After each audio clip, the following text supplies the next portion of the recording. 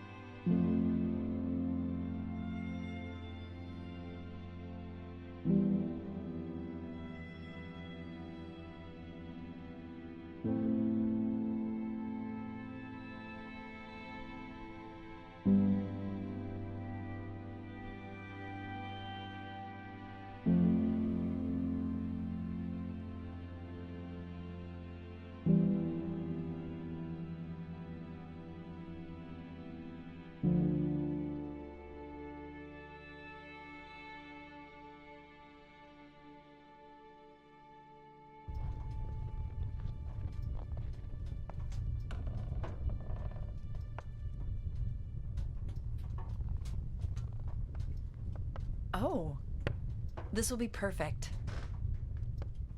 Thank you, Henry.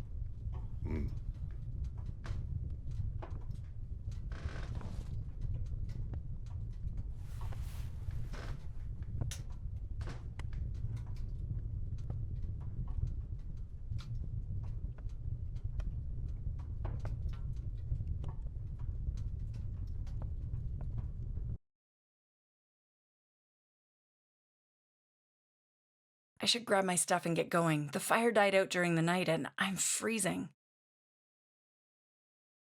The matches I brought shouldn't run out, and my journal keeps me on track on what to do. I better make a fire. I don't want to come back to a freezing cold cabin.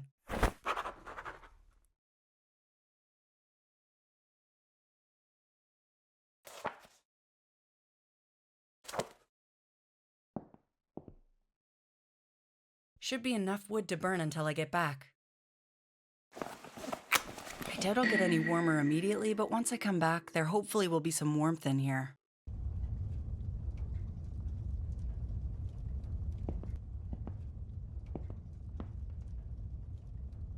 I try not to interfere with the history of the places I visit, but I can't help myself collecting old photographs. I am a photographer, after all.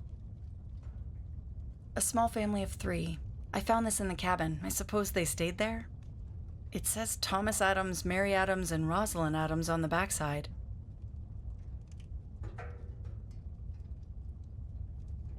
This key should wind up the tone wheel. I should focus on mapping out the place first. She needs a tone wheel or there won't be any music.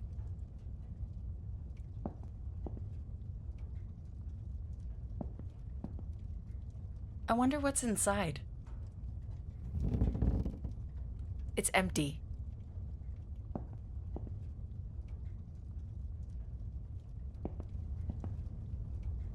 It's the list of reminders Henry left. Mostly common sense stuff, like making sure to get a fire going before bed.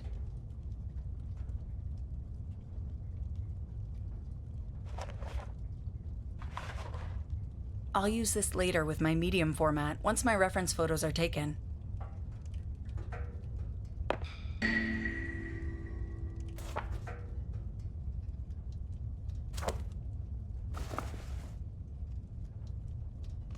perfect fit. Everything should be good to go.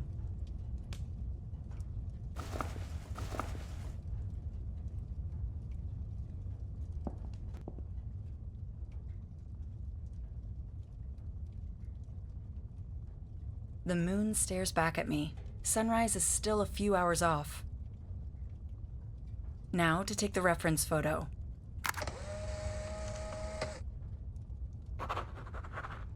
I hear the wind howling outside.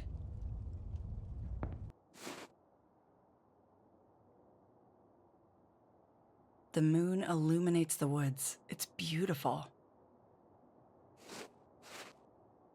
A wagon lies broken along the path. Yeah, I saw the wagon just a minute ago. I went straight forward from there. Good. And you went up a small hill? That's right. I'm a bit out of breath after the climb, actually. Just keep going forward and you'll see the camp soon.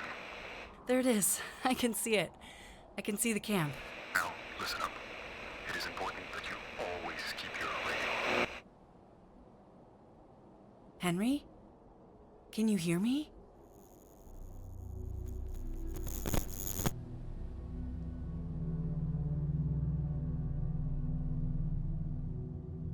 What the hell is going on here?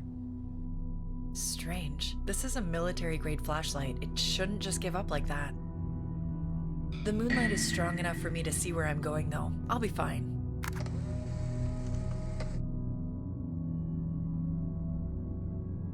A rusted two-man saw lies abandoned under the snow. A fully loaded wagon lies broken beneath the snow. Did they leave it in a hurry? What a scene. This will be a great shot when I bring my medium format.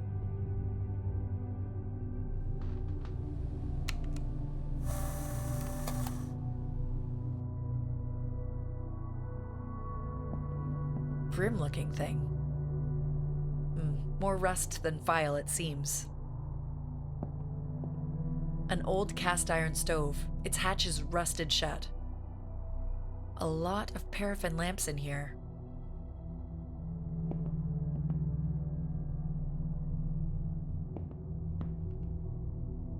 Let's get the reference photos done before anything else.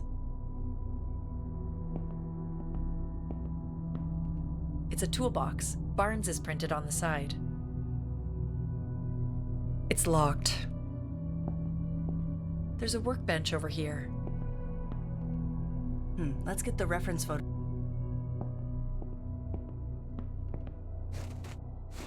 This looks like an office.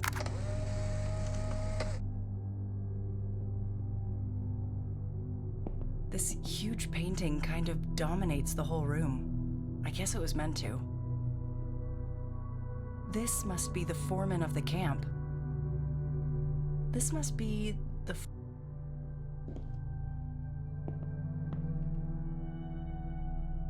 They didn't leave it unlocked, Just a pair of empty journals.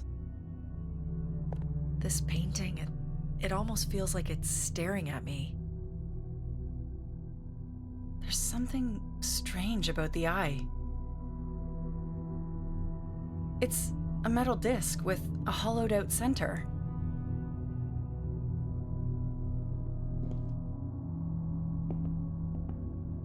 The seat of the foreman. I'll put this in the backpack in case I want to read it later.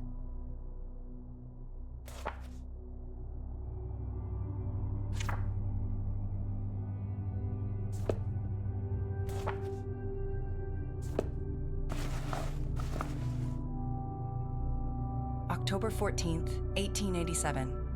The men left this morning as dawn broke. I pray the Lord will guide them. October 15th, 1887. Yesterday's search was fruitless. The men could not find any trace and came back empty-handed today as well. October 16th, 1887. There's no more text. It seems like they were looking for someone. I wonder what happened.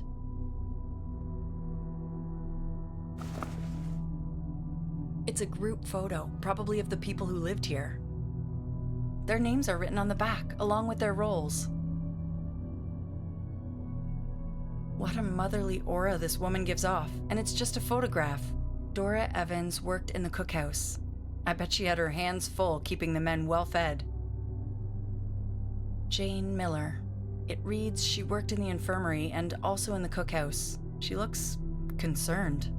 This is Samuel Levine, the shopkeeper, a bit slimmer than the others with sharp eyes. My goodness, what a gaze this man has. This is Edgar Flynn, a logger. He looks like he's carved from stone.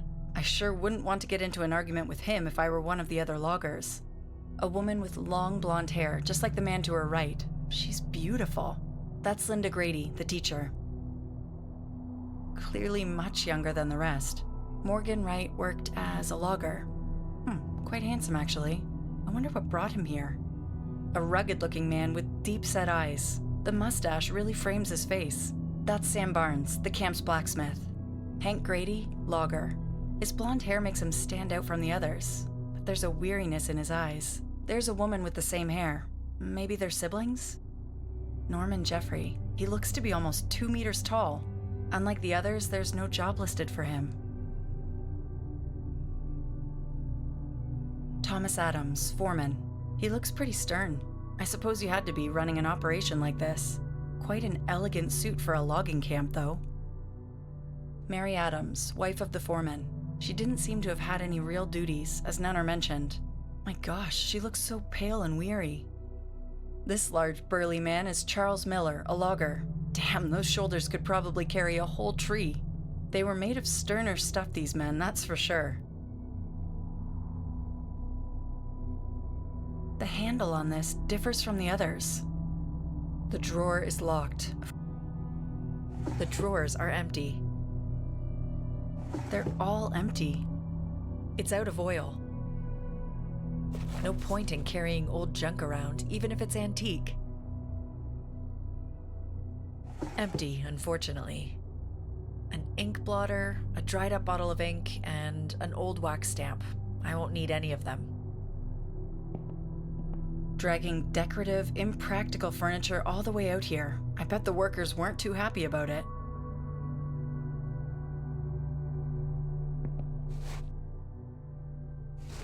This must be where the men slept and rested during their free time. There's a mirror on the wall. Strange to think that the men looked in this exact same mirror while shaving 100 years ago.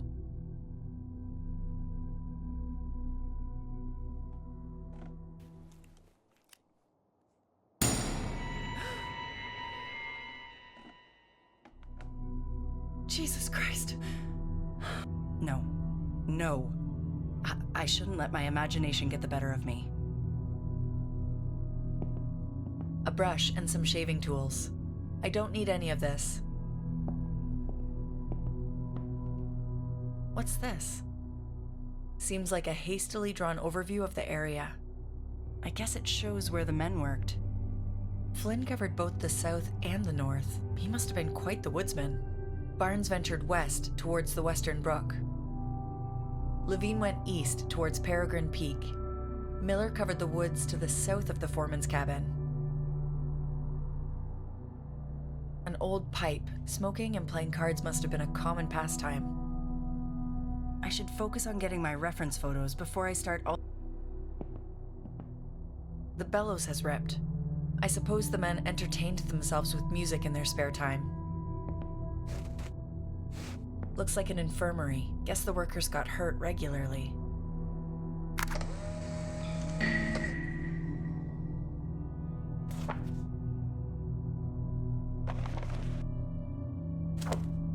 Old and worn sheets. Rusted, locked, or frozen shut. Either way, it won't open. What the hell is this? Laudanum? Contains alcohol, opium, and morphine, apparently. There's still some left in the bottle.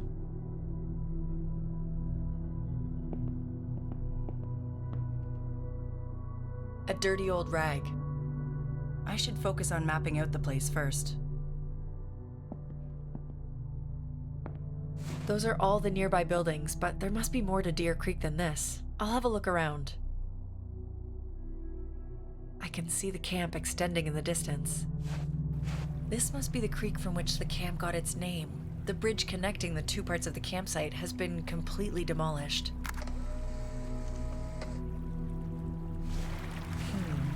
Maybe this could work as a makeshift bridge if I could just find a way to fell it. I should be able to find something in the filer's shack. There were plenty of tools lying around in there. I guess I need to find something to get that tree down, even if it means meddling with the past. Yeah, I can't just not try to get to the other side. It's an old tree with a weak spot, but it's still much too strong to push up. This wagon has already made its last venture. This crane is massive. It seems to be missing a part.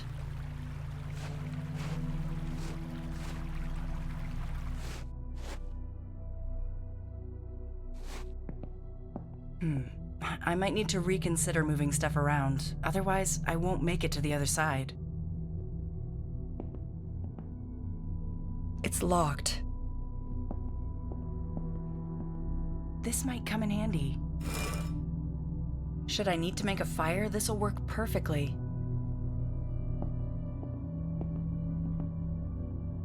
I'll grab a few. They might come in handy.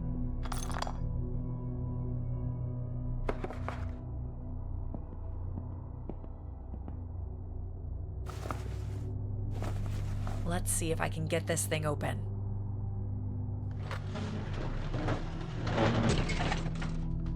Come on, you bastard.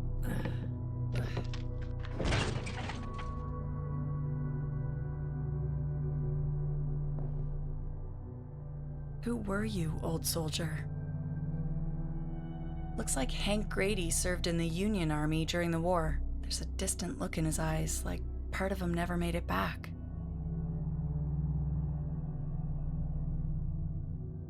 It's not all that heavy. It's a bit flimsy and really blunt, but I think I should be able to sharpen it.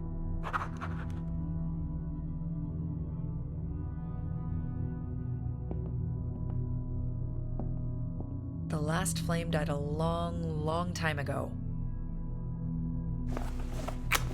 I would need fuel for the fire and some sort of kindling.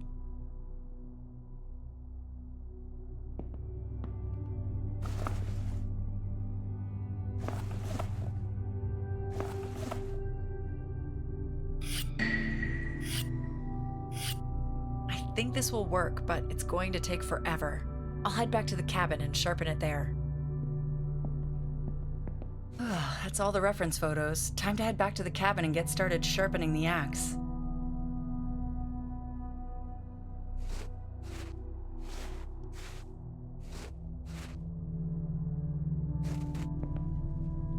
Good grief, it's cold.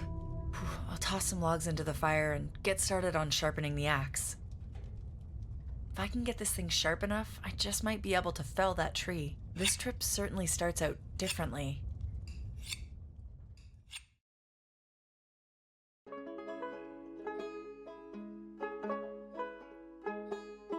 Mrs. Adams, I would advise keeping a journal. It may prove beneficial in alleviating your condition. At first, I did not know what to make of Dr. Williamson's recommendation. At the time, I thought nothing of it, as he was yet another man of medicine, attempting to somehow distract me from a melancholy, as they had seemed to giving up on finding a cure for my condition. I cannot say that I blame them. I have lived with this affliction for so long. I failed to remember what it was like to be without it. If ever such a time truly existed, how the keeping of a journal might be of any use, I do not know, but I suppose it is worth the attempt. The men began to fell the trees nearby and framing the buildings. I must admit, it's quite impressive to behold the manner in which these closely bound men work, with steady hands and quiet efficiency. And as dusk falls, we gather around the cast iron stoves we brought to rest from the day's hard work. I watch Thomas as we travel deeper into the land. I sense his growing anxiety, as the terrain proved far more impassable than what he had been promised back in the city. The promise of untapped land had been too great a load. He had set his mind upon proving himself a man of industry. And in that desperation, I fear he placed too much faith in the words of a silver-tongued land broker. There was no turning back though, only forward.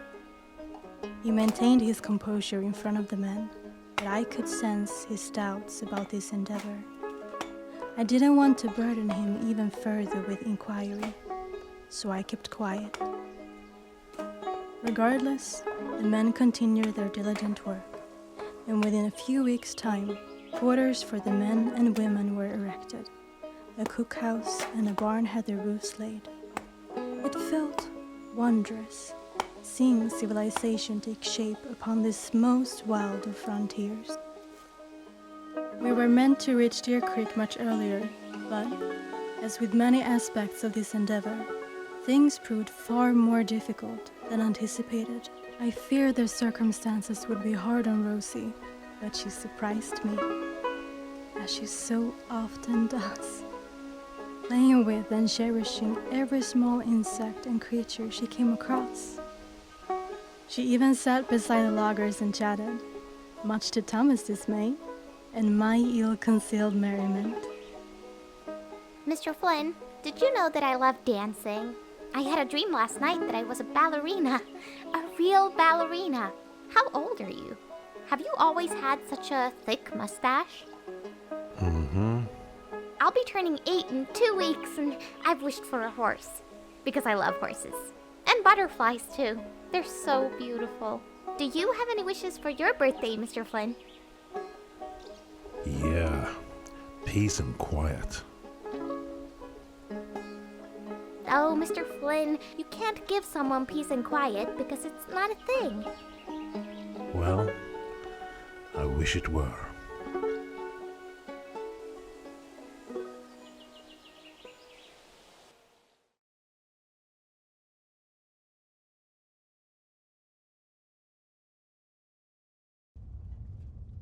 That'll leave a blister. One thing is for certain, I'm no blacksmith, but hopefully it's sharp enough.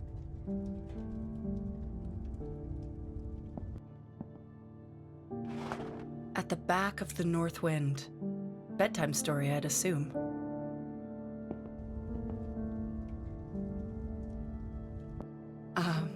Shouldn't the sun be up by now? What's going on here?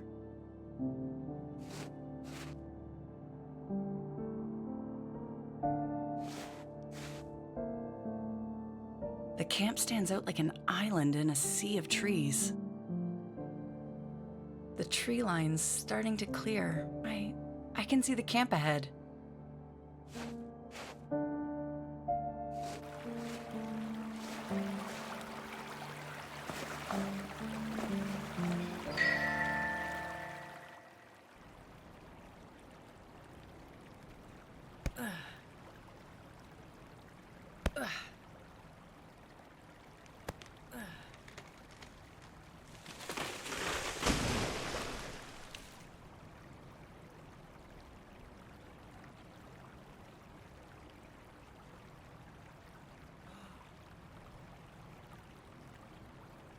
Well, that's the end of that axe.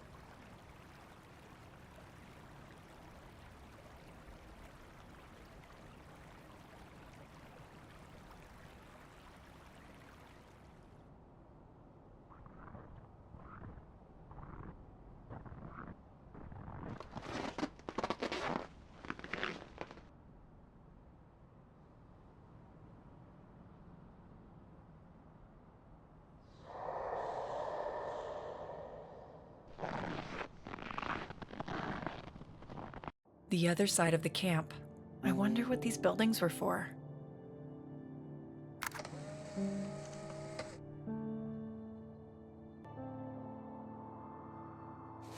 Seems to be some sort of living quarters.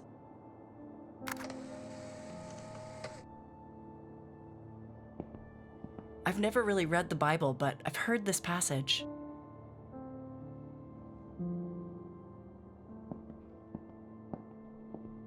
I bet this was used day in and day out to patch clothes and blankets. Doesn't look very comfy.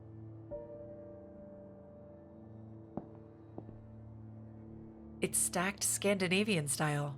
They knew what they were doing. It should burn for a long time.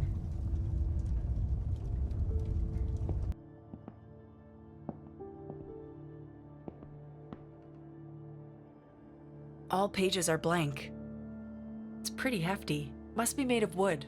There's a large hairpin in its hair. To hell with it. I'm taking it. Songs of the Forest. This explains how a tone wheel for the music box works. Placing pegs in the right spots makes it play a melody. The Trapped Dancer. More circling. A cage this time. The grid markings are no longer visible.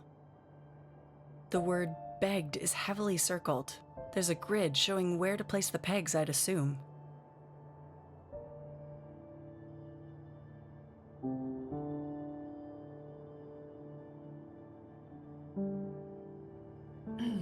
Oh, damn it. The tone wheel key is stuck. It won't turn.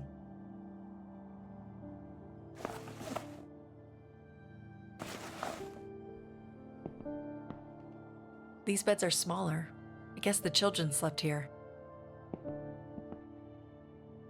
I bet it took the kids on some real imaginative adventures back then.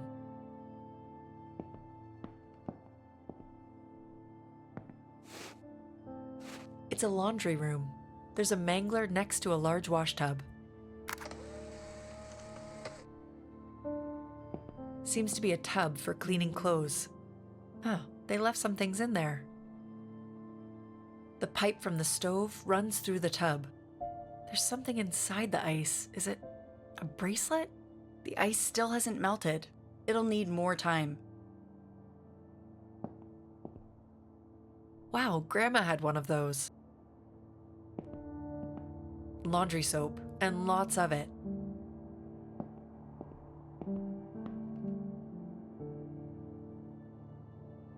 It wasn't just the men working hard, that's for certain. This must have taken some strength to turn. It's a bit rickety. Maybe there's a way to get it loose.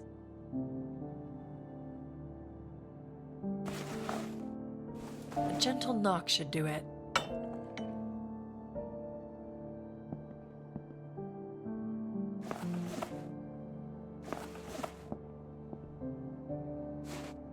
Looks like a barn.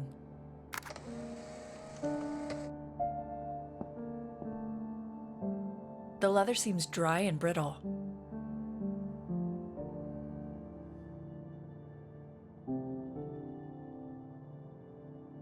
The rope is surprisingly light.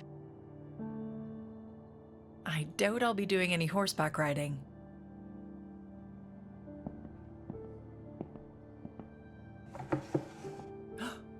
You poor thing. Trapped in the stall, to starve and freeze to death. Why? Why would they do such a thing?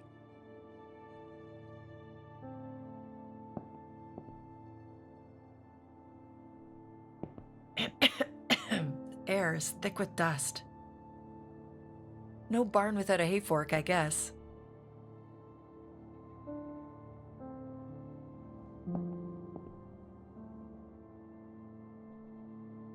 What is this?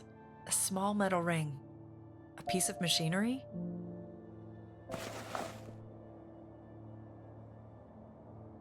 What the hell is this?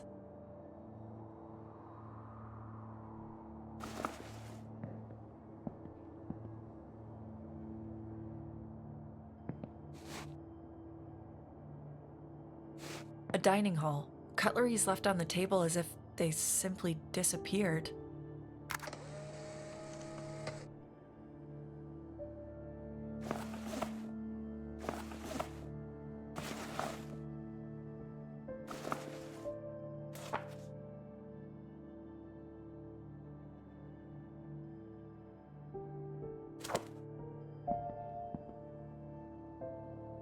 Such a great photograph.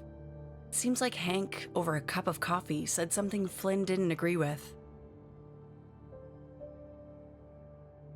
It's so eerie to see all the cutlery laid out like this, as if they were just about to sit down for a meal. All lined up, as if the dinner was just about to be served. I guess this is where they served the food.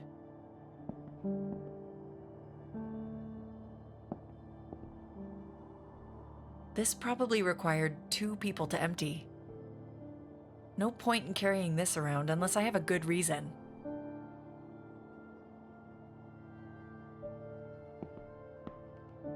Nothing interesting about this. They feel heavy, probably still filled with grain or flour.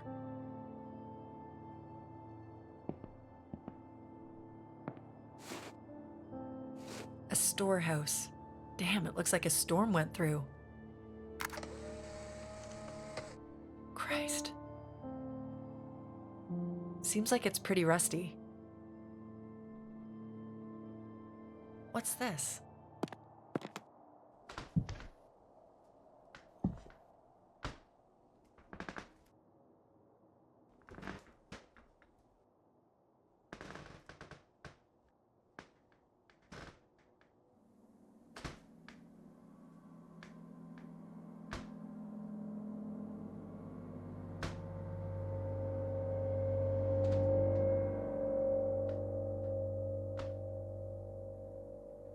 Seems like someone didn't want anyone to enter or leave.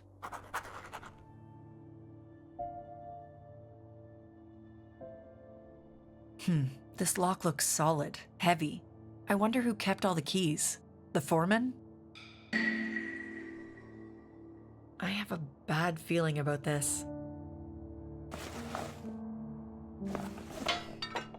Well, that's not going to work. The lock is way too strong. It's an antique cash register. It's just an old rusted coffee can.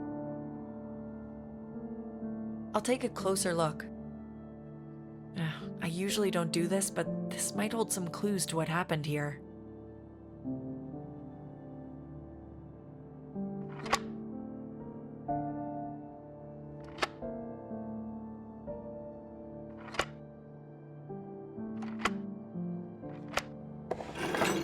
Hey, would you look at that? There's a ledger inside. S. Levine, General Store, Deer Creek, 1887.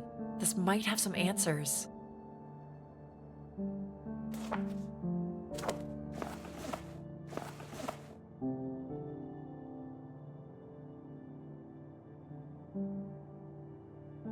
Issued to Mr. Hank Grady. Pipe tobacco, 1/2 pound. Chamomile tea, 1 tin. Charged to his account, a modest aid against restless nights and wandering dreams, duly noted. Provisioned unto Ms. Dora Evans for cookery. Salt pork, 12 pounds. Sugar, 5 pounds. Tallow, 4 pounds. Set against company board. Stores remain sound. Issued to Mr. Miller. Worker boots, 1 pair. Shoelaces, 1 pair. Can of leather grease, 1 can. Charged to his account. For use in camp, duly noted. Embroidery thread, 6 spools. Sewing needles, 1 packet. Charged to her account. A tidy assortment for the lady's handiwork, duly noted. Also issued to Ms. Grady. Extra undergarments, 2 sets. Charged to the company account. Needed to endure the chill of the schoolhouse evenings. Duly noted as a proper expense after consulting Mr. Adams. I have observed a certain familiarity between Mrs. Miller and Mr. Wright whenever they are together in the storehouse. It seems unseemly, and such improprieties can serve no good purpose in this camp or in Mr. Adams' business dealings. I shall leave it for now. Issued to Mr. Barnes. Coffee, 3 pounds. Sugar, 1 pound. Charged to his account. Supplied generously to sustain the evenings he spends with Mr. Grady at the forge, sharing coffee and conversation while seeing to small projects left from the day. Duly noted. Issued to Jeffrey. Peppermint drops 1 pound. Molasses taffy 1 tin. Charged to his account. Curious quantity for a grown man. Issued to Mr. Flynn. Pipe tobacco, ½ pound. Matches, 1 box. Charged to his account. Enough to keep the pipe lit, though not the purse. Duly noted. Miller and Grady came to blows over a disagreement at the timber line. Words escalated quickly, and before anyone could intervene, Grady had Miller on the ground with fractured ribs. We'll have to spend 2 weeks in the infirmary before being able to return to work. Mrs. Adams entered the storehouse just before closing. The 3 men at the counter, Wright, Flynn, and Miller, fell silent at once. I could barely hear her as she spoke in a faint voice, asking for soap and candles for the foreman's cabin. She kept her head bowed, her gaze fixed upon the counter, and did not meet my eyes throughout the errand. The men said nothing, merely watching as she stood by. Goods supplied and charged to the company account, duly noted.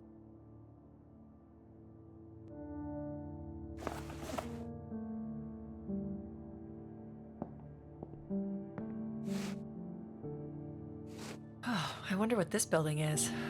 Looks like a church, but there's no cross. A school, maybe?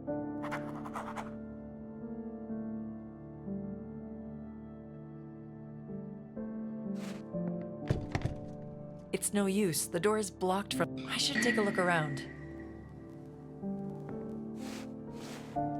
The door is blocked, so this might be the only way.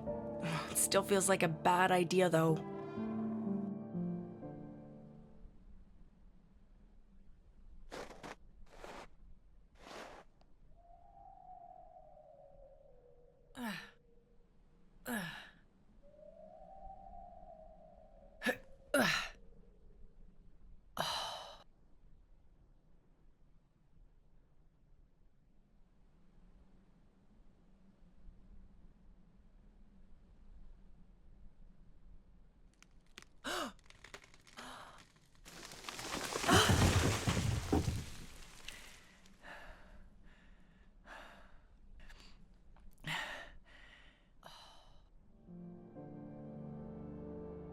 Oh, goddamn, my shoulder. Oh, fucking hell. Well, that was stupid. I'm not telling Peter about this. Yeah, it seems like the window is my only way in. Hopefully I can find something that can help me reach it. Perhaps a ladder or a rope?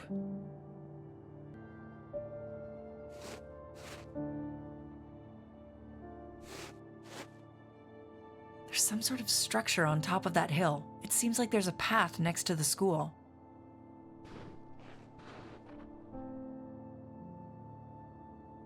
I would get lost immediately. I need some sort of map to navigate the woods.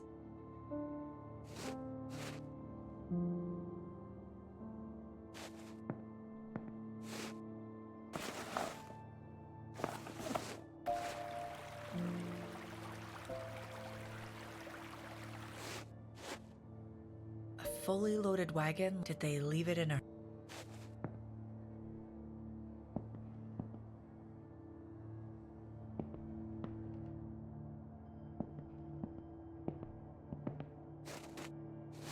I'm sure the foreman was the one holding all the keys in camp. Hopefully I'll be able to find something in here.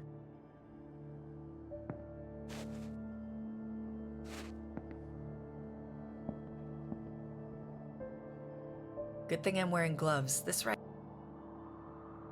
They could prove useful.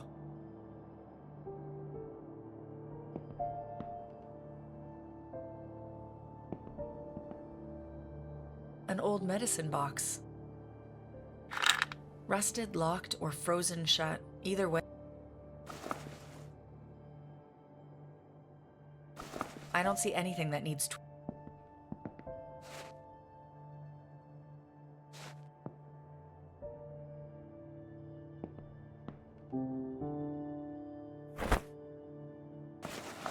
This might come in handy should I need more light, but as for now, I don't.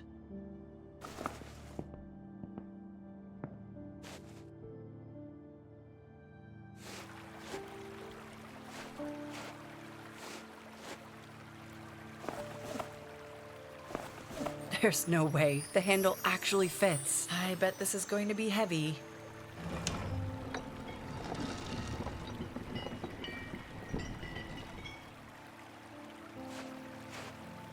I'm sure this will end up being useful.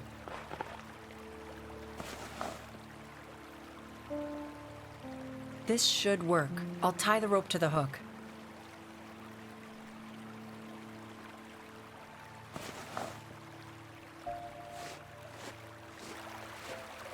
The bridge has collapsed.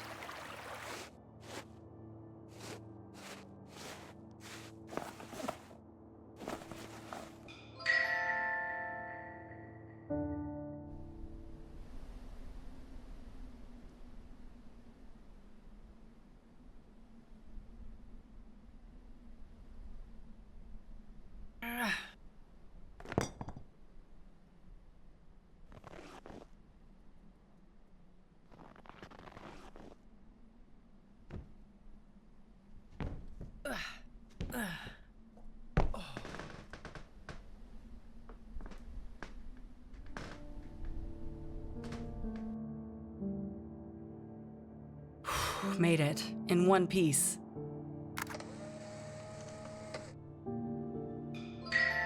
That should be all the buildings in the camp, but I can't shake the feeling that there's something about that locked door.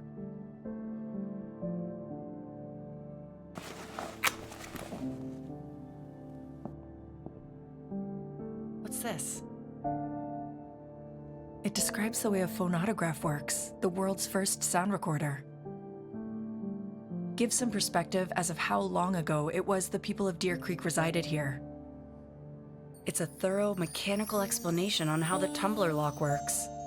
I think I should be able to pick locks from now on. I wonder if the locked drawer over at the foreman's office is a tumbler lock. Could be.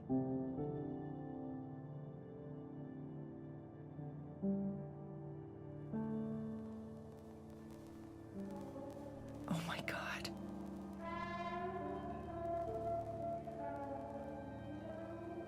I wonder if this still works. I've seen one of these ages ago. A magic lantern. You place a slide in the front and light it. Wow, it's beautiful. Would be amazing if I could get it to work. Such a relic.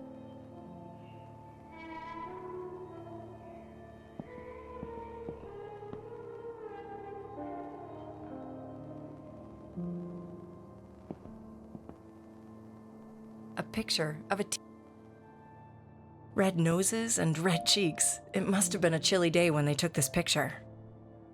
I can't find any names, but I'm quite sure that's Rosalind Adams in the front.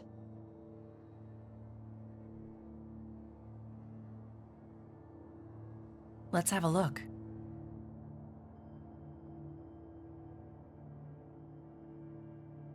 Recently, I've worked with Alfred on his letters and words. He stumbles, hesitates, and often grows frustrated with himself, yet he does not give up.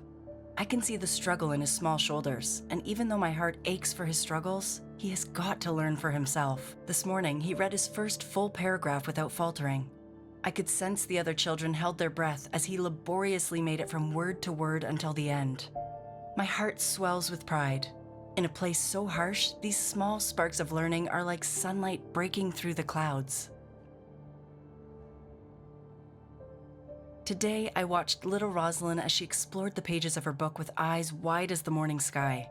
She asks questions that tumble out like the rushing creek, each one more eager than the last.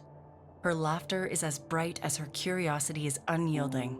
I marvel at the way she devours knowledge, as though the world itself were a story waiting for her alone. In her, I see the purest joy of learning. May the Lord keep her spirit unbroken, for children like her remind me why I came here at all. I pray that God grant me the wisdom to guide these children with love, not fear. In this wilderness where life and circumstance weigh heavy on the heart and mind, and where all wrestle with their hardships and sorrows, that I may be a beacon of mercy and patience for the little ones. Some evenings, I feel as though Deer Creek sits at the very end of the world. The forest looms like a great wall around us. The bristles of the trees hum in the wind, as if the trees were whispering secrets to one another. The men return from the logging grounds with faces chapped by cold and weariness.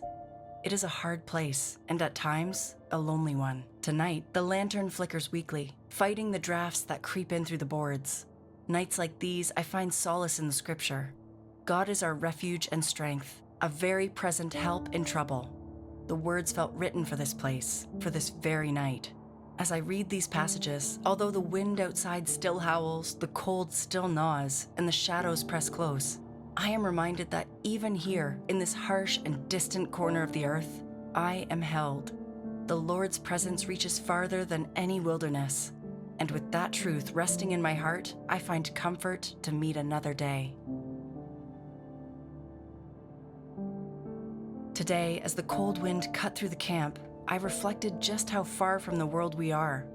I felt once more the quiet comfort of having Hank near, silent, vigilant, and actionable. I cannot help but think of the life he has carried before arriving here. The war, the rangers, the horrors no one dares to speak aloud. I see it in his face, in the distance that sets in upon his eyes at times, as if a dark bird, just from nowhere, lands upon his soul. How utterly cruel the world has been to him, to force a soul so capable of love and compassion to endure such unimaginable darkness. My heart aches with gratitude and sorrow alike. How can one so worn by the world still care so wholly for another? I love my brother dearly, more than words can hold, and I pray that somehow in this wilderness we might find solace together. The Lord may have carried me far from home, but he has left me my brother, and for that I am endlessly thankful. I pray fervently that the Lord someday will grant him peace and mercy for the things he was led into. My heart is heavy with the weight of what I cannot take back, and I tremble at the thought that the Lord's mercy may not reach me. How can I stand before him, knowing I have faltered so grievously? How utterly cruel is the Lord to set me before such a choice.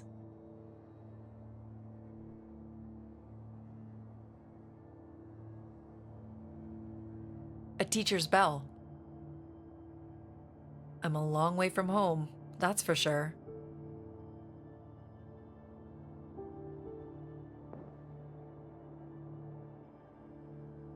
Seems to be verses from the Bible. The last lecture was Psalm 23. The Lord is my shepherd.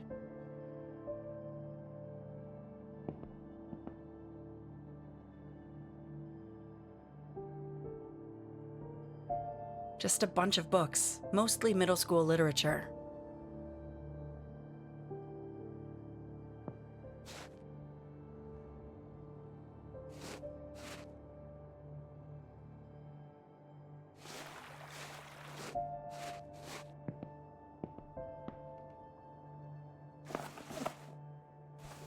It won't fit like this, but with a little bending and flattening, it might work.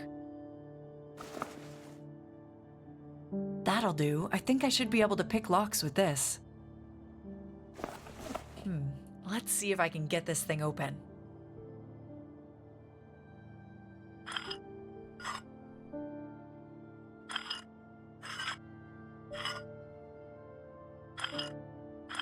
Fuck.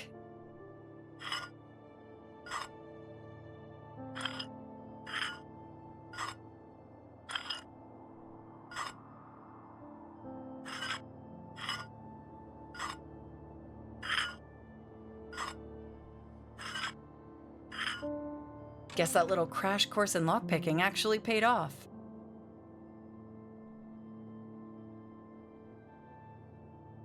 Maybe it fits the storehouse lock. It's worth a try. I might learn something useful from this. I hope you don't mind me looking, Thomas. I have no use for this.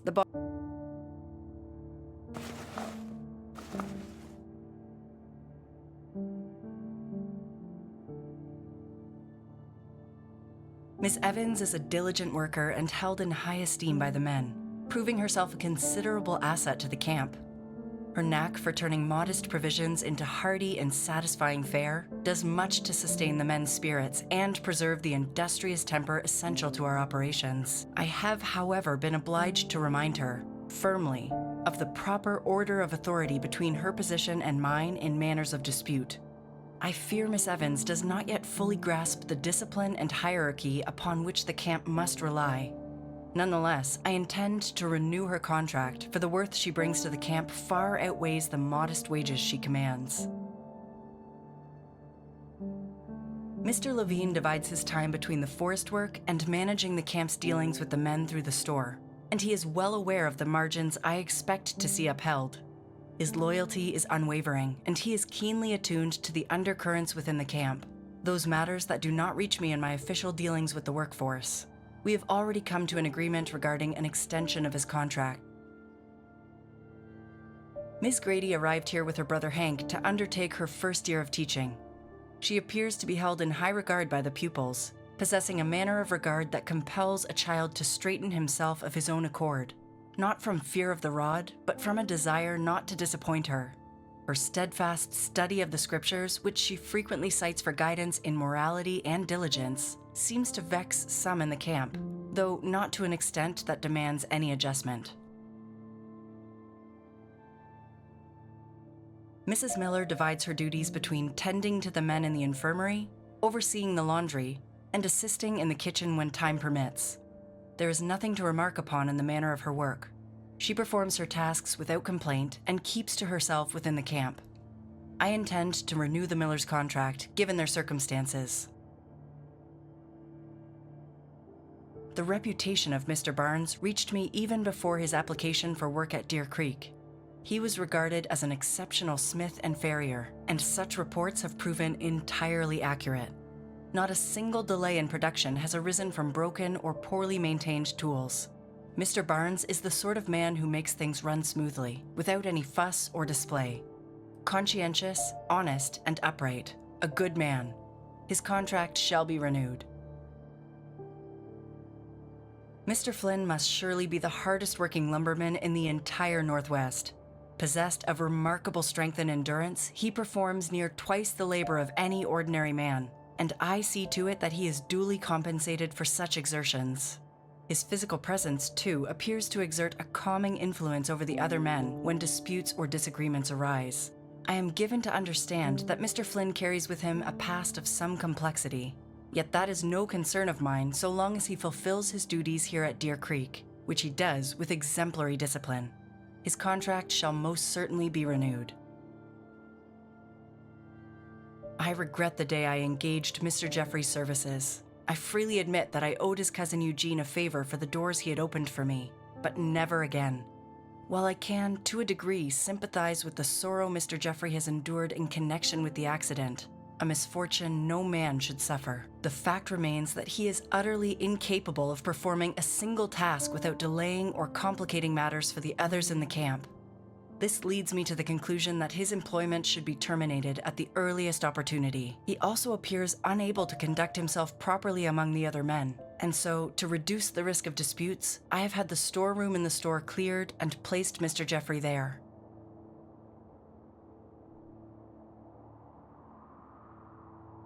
Mr. Grady insisted upon accompanying his younger sister here for her first year of teaching.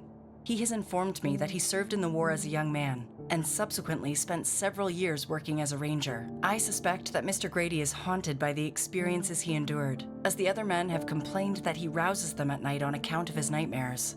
I fear he is not entirely in command of himself, having found himself in conflict with certain men here. Some time ago, Mr. Miller was confined to the sickbed for 2 weeks with a fractured rib following a dispute. I reprimanded Mr. Grady with emphasis and informed him that a deduction from his wages would be made, equivalent to twice the labor Mr. Miller was unable to perform, yet it appeared to trouble him not at all. I shall not renew Mr. Grady's contract. He is far too unpredictable. If this necessitates that Miss Grady also departs Deer Creek, then so be it.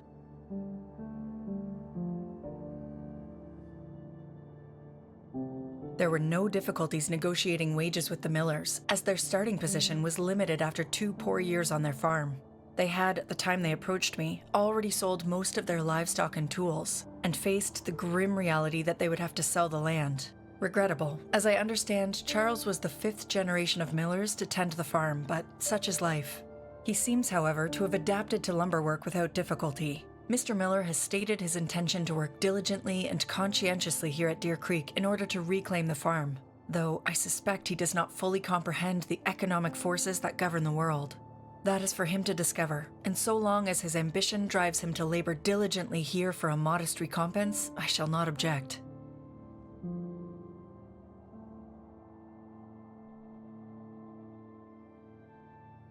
The Northern Pacific Trust and Savings Bank, Seattle, Washington, August 11th, 1887. To Mr. Thomas Adams, 16 Montlake Boulevard, Montlake, Seattle. Despite previous notices, your account with this bank remains unpaid beyond the grace afforded. Unless a partial payment is received by 20th November 1887, we shall be compelled to begin foreclosure and sale of your dwelling at the above address. It is our sincere hope you will act promptly to avoid such measures. The bank remains willing to accept any earnest payment offered without delay, as it is our preference to preserve the dignity and solvency of our clients rather than exercise our right of seizure. Respectfully, J. H. Whitmore, Senior Clerk, Collections Department, the Northern Pacific Trust and Savings Bank.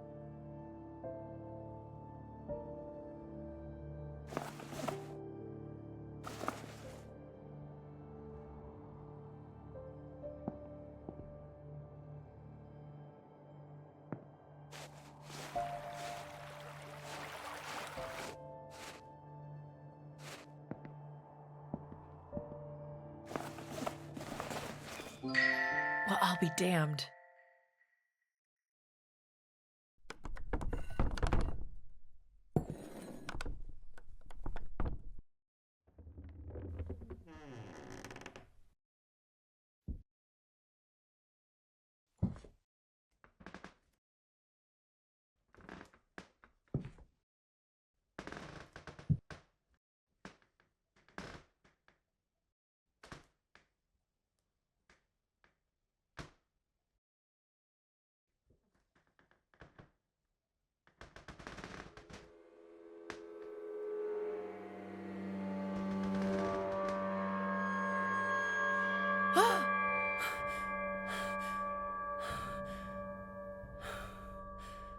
No.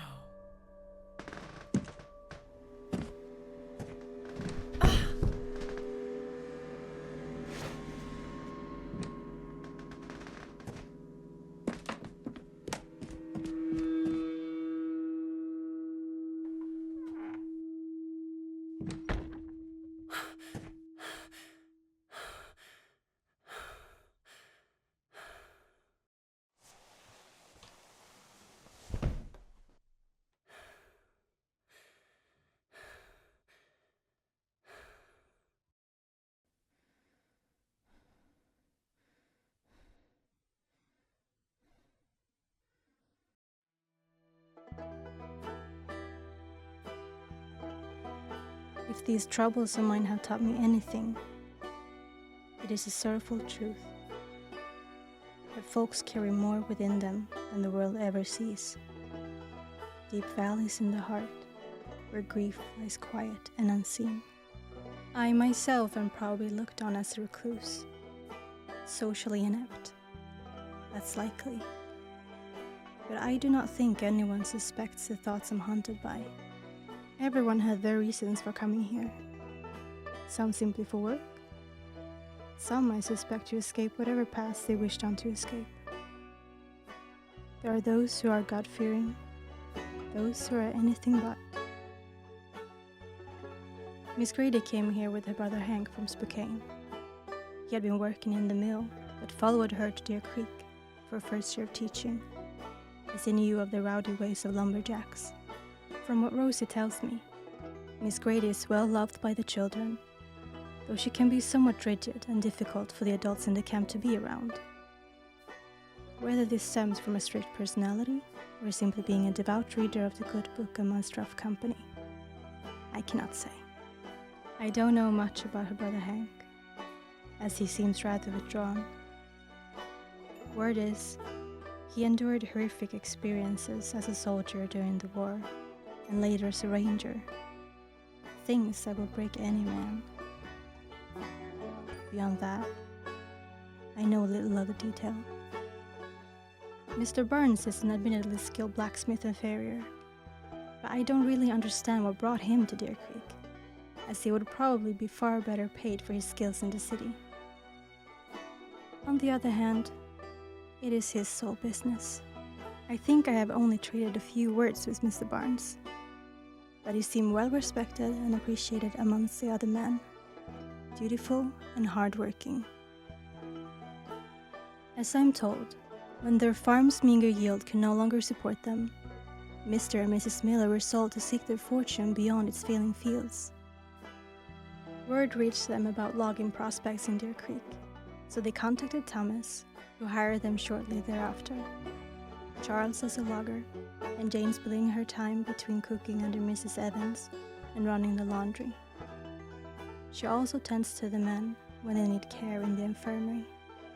Sometimes I fear Charles does not treat Mrs. Miller quite right, but I might be mistaken. I can't say what makes me feel that way. I just get the sense. I understand that Mr. Flynn has a bit of a troubled past and a temper. I would pity anyone that's on the receiving end of Mr. Flynn's upset, that's for certain. Word has it, the 3 men sought to waylay him outside a tavern in Evansville, and it is said that none of them drew breath by the end of that night. Whether there's truth to it, I cannot say. Yet I sense there is honor in the man, and for reasons I cannot fully grasp, the children seems to adore him. I dare say, it appears the feeling is mutual. Thomas may be the foreman of the camp, but Miss Evans might well be its heart. She runs the cookhouse, and her meals are beloved by the men. I dare say, Mr. Flynn harbors a fondness for her.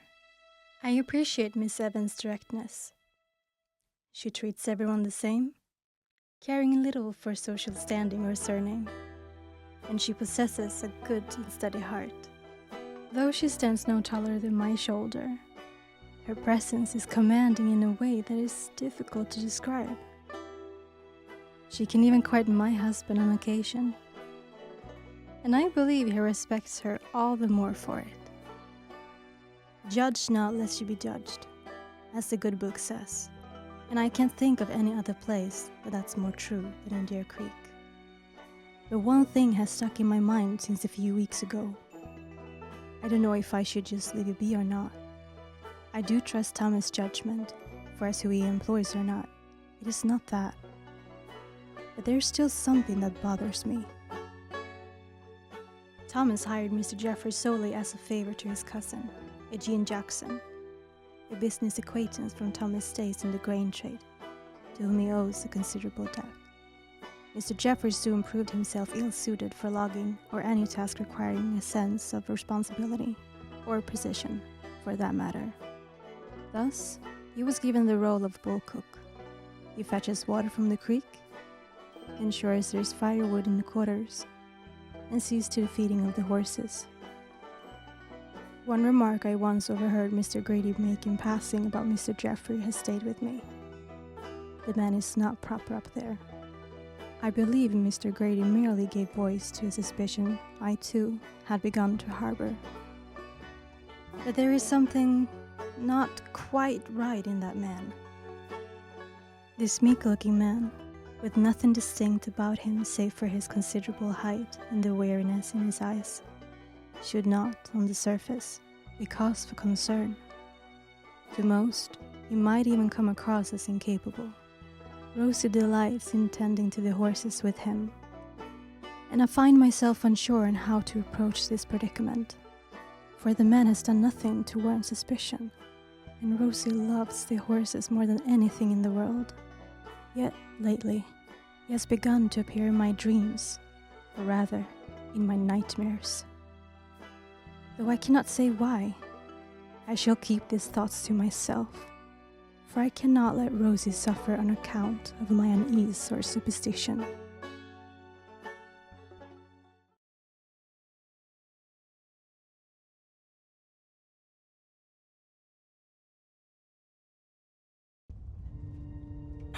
It wasn't just a nightmare. This is real. What happened to that man? I must have fainted when I got back. Jesus Christ, my back feels completely busted up. I knew there was something behind that door, but I would have never imagined something like this. I can't just ignore this. I have to find out what happened here. Not for the project or myself, but for him.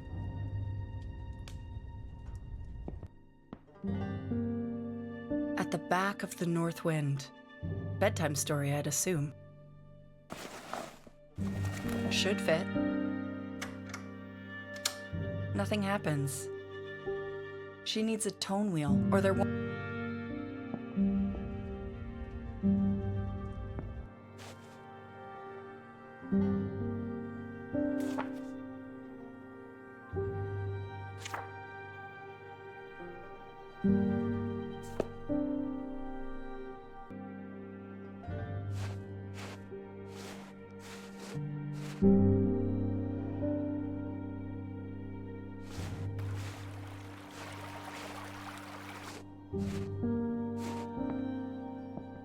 Jesus Christ. What cruelty to leave a man like this.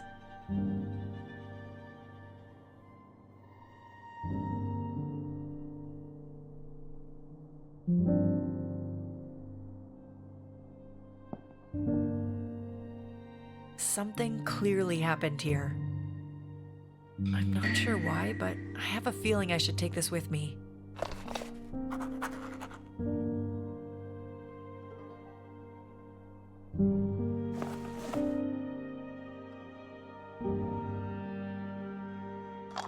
There's something rattling inside.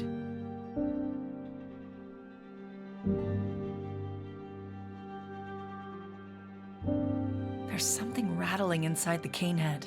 I should be able to pull the remaining splinters out. An oddly shaped key was hidden inside the cane head. This won't fit in any regular lock. What was the foreman hiding?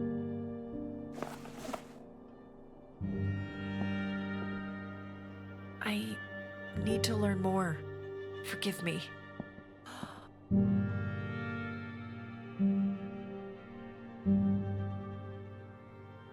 Is this a letter?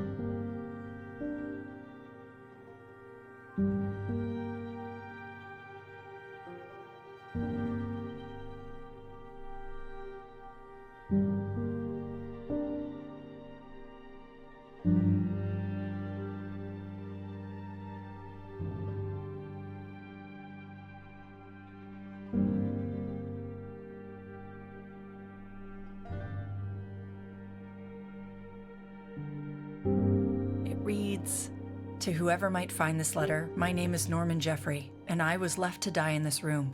But it doesn't matter, since everything I care for has been ripped from me. I have nothing left in this world to my name.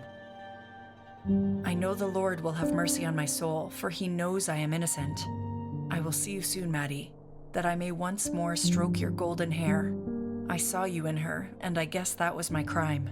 Wait for me among the stars." The camp has been silent for hours. I think they all left this morning.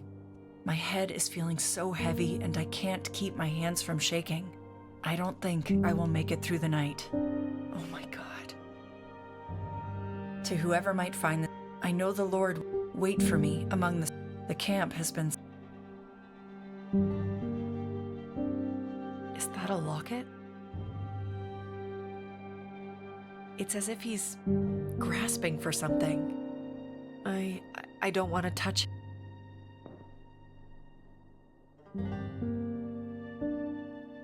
Small red linen pouches. What is this thing? There are small star-shaped engravings on the top part, but it seems like there are two pieces missing. It looks like some sort of box. There doesn't seem to be any keyhole though.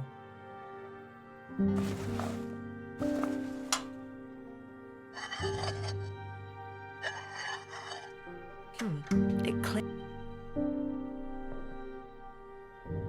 Oh, children's drawings. A man with a horse and a little girl. This place looks just as chaotic as the last room. I suppose this poor man tried everything to get out of here.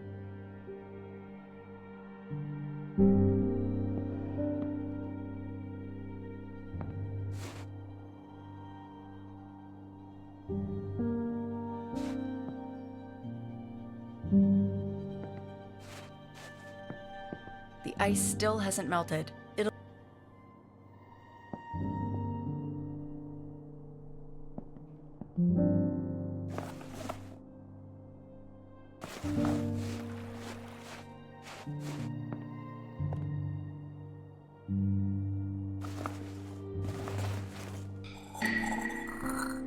The key from inside the cane fits.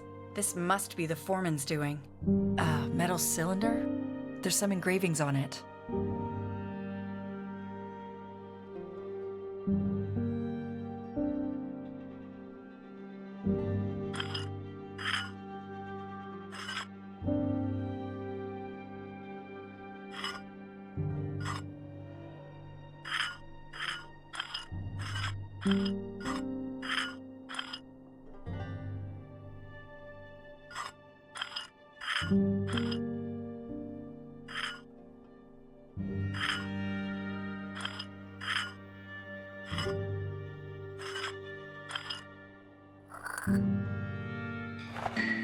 A piece of paper hidden inside. 1871. I'll bring this with me. I doubt I'll need this cylinder anymore, though.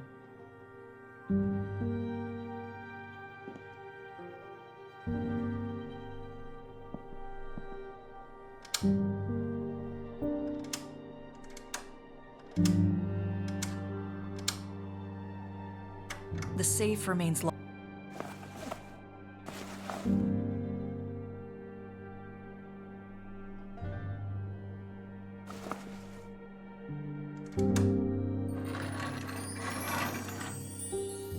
The safe unlocks. I'm definitely bringing. Mary at the Tower, 1887. I wonder if there's any notes on the backside. My dear Thomas, should you ever care to visit, keep watch for these marks along the path. There are instructions written as to how to reach the tower. There's supposed to be a path next to the school building.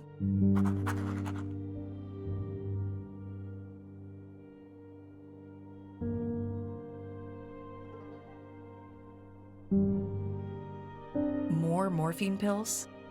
Poor Thomas, he must have been in such pain.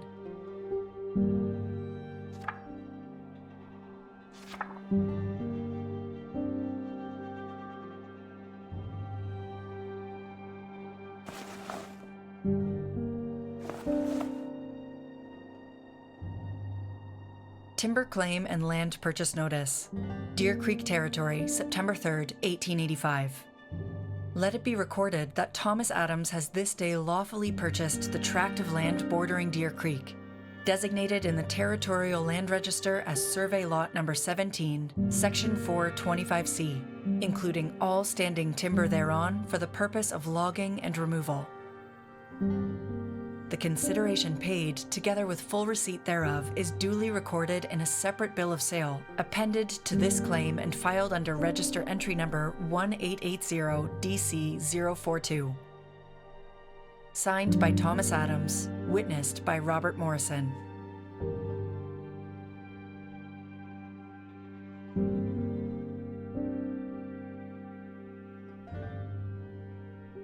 I trust this finds you in good health.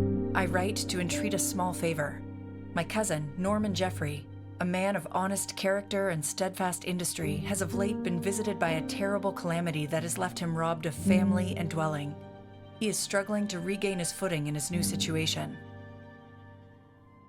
I should be much obliged if you could find a place for him in your new enterprise. Your consideration would mean more than I can say, and I am confident he will prove himself entirely worthy. With sincere regards, Eugene Jackson.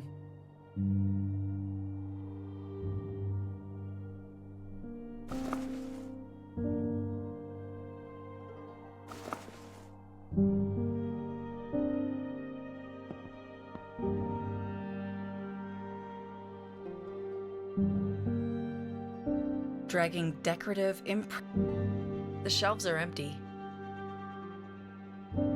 dragging decorative. Just a pair of empty journals.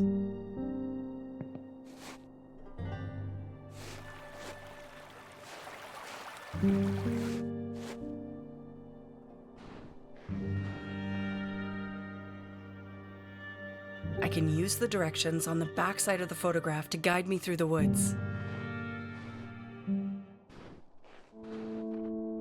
When you come upon a clearing with paths leading north, east, and south, pray take the northern way.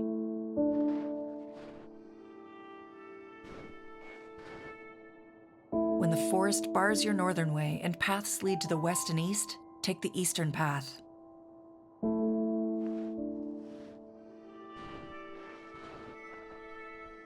Where two old trees stand, go north. There is said to be a hidden glade nearby, though I have never yet been able to find it.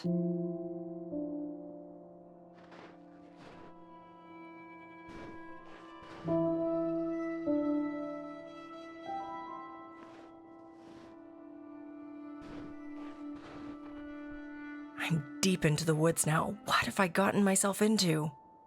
A great rock lies at the center where the paths meet. Head west from there.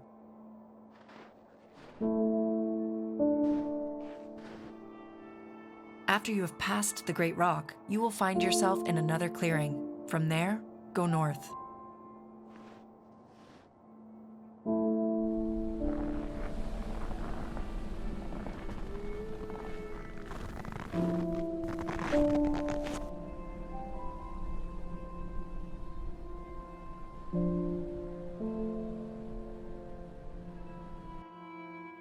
At last.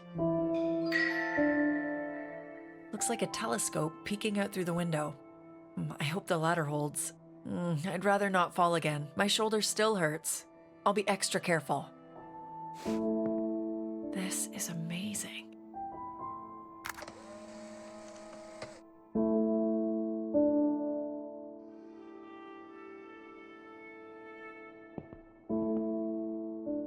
I wonder what's inside.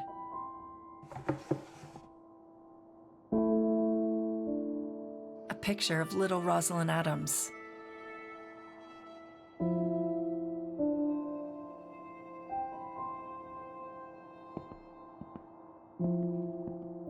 Diary of Mary Adams, 1887?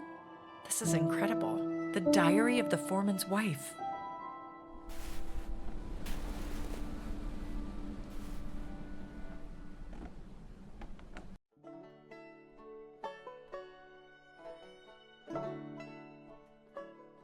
It is a strange thing to look back on the man Thomas once was.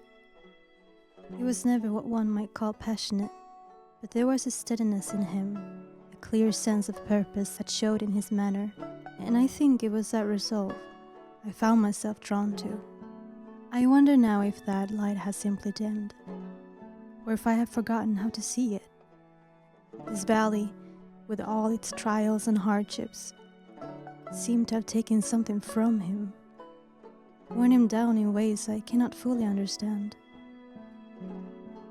Perhaps it is the weight he carries, the relentless matters of business, the torment of his back pain, and, I suspect, a quiet shame over how my condition might reflect upon him. I think of this tower as the last sign of what once existed between Thomas and me. He had 3 men set aside their duties to build this refuge for me, though it served none of his business interests. I find peace here, journaling the arrival and departure of birds and the changing of seasons. The others in the camp probably think of me as a recluse, and I guess they're not wrong in that. No one except Ferosi visits, and I prefer it that way, despite the tranquility. My mind seemed to wander to melancholy topics by itself, almost as if it was led by a spectre.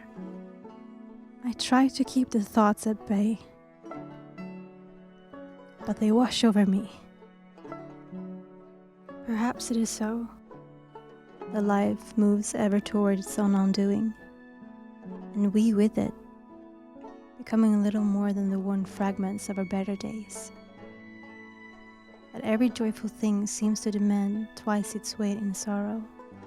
I for sure do feel broken, as though I was not made for this world.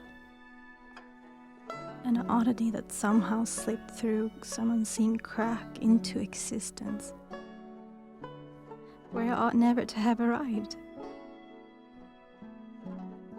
I hope not to pass my disposition on to Rosie, though thus far she seems cut from a brighter cloth than I.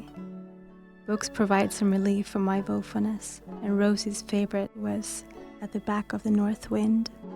She was usually asleep before we reached the part where they arrived at Diamond's home. How dearly I love you. If only you knew. If there is a light in this world, it is you. I have made myself a solemn promise. Whatever storm may stir within my chest, I shall not let it wait upon your shoulders. But one thing I do seem forever destined to do is removing your hairpin. For you always forget to take it out before bed, silly girl.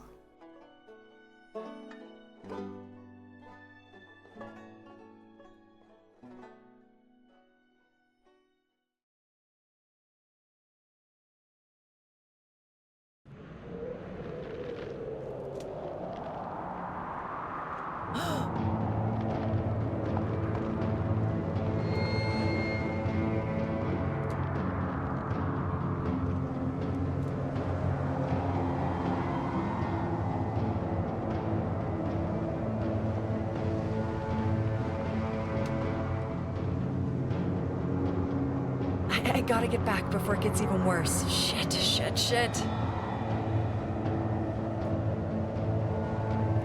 Fuck. If I don't get back to the cabin, I'll freeze to death. If I get lost in the woods, I'm...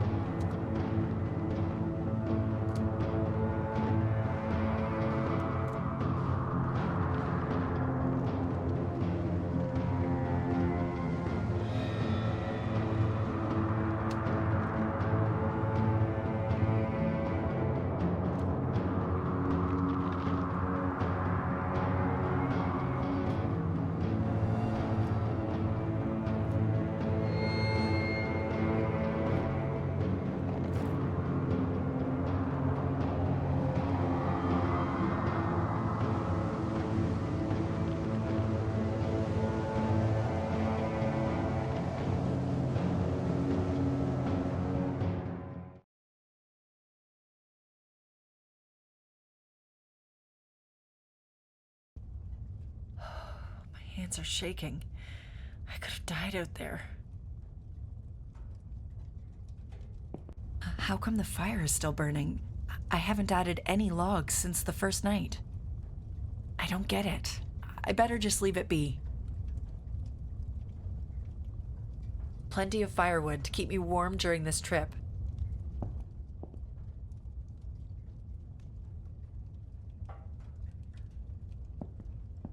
At the Back of the North Wind.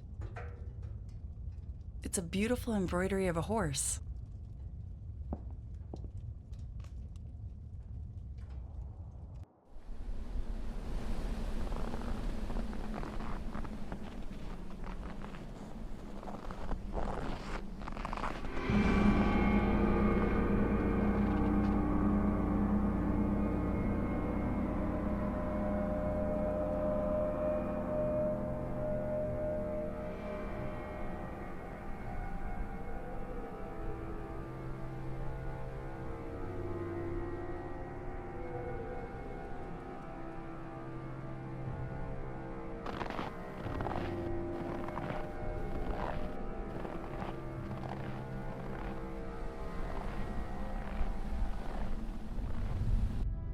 Not my footprints.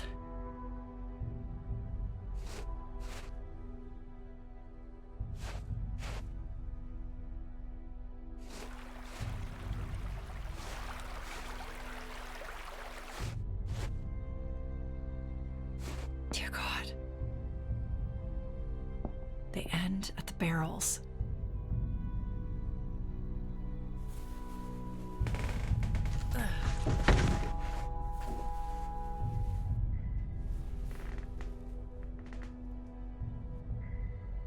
What? A hatch? There's an inscription. A lingering sorrow rests behind this door, spun from threads that link us four. For fate fell heavy upon our streak, and our stories were lost to the restless creek. What? Another inscription. It reads, "There is a hidden glade in the wood, where stands a hollow tree. It keeps what Mr. Grady and Mr. Barnes found in the stream. I saw it shining once, and since then there is only night."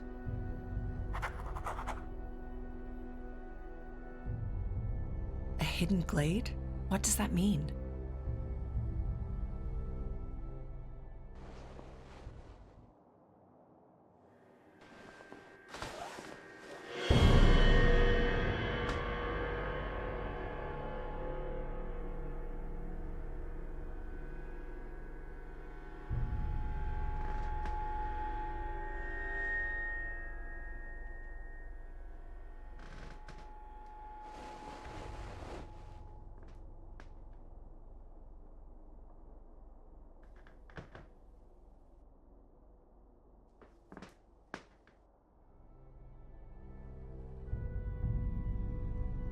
It's okay, I'm just imagining things.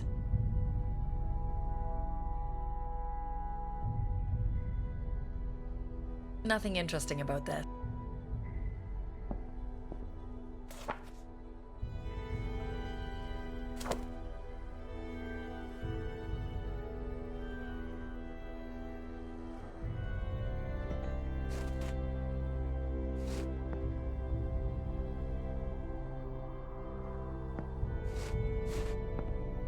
The ice has melted.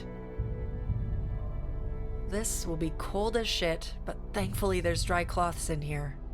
Ugh, it's probably full of dead rats and rat shit.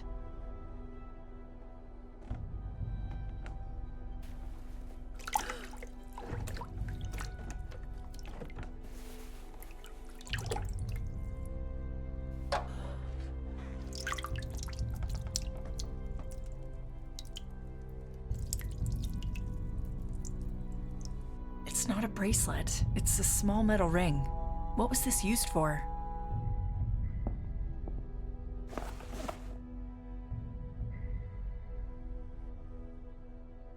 This thing also has engraved stars, just like that strange box in the inner room of the storehouse.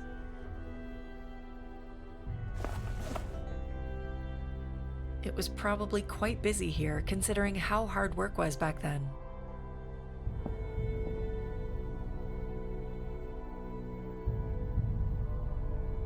Laundry soap and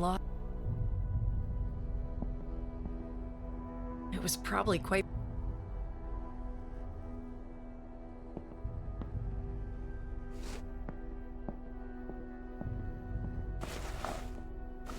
Maybe something else.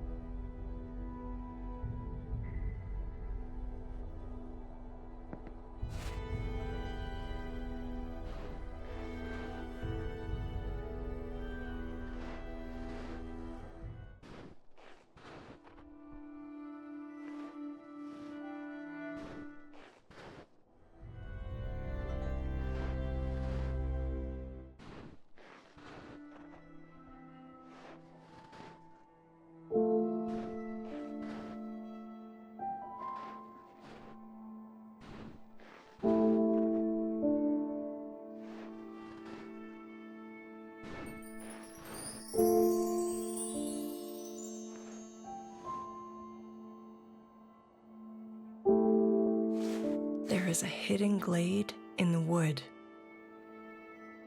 There's something inside. What is it? A piece of gold. It's pretty heavy.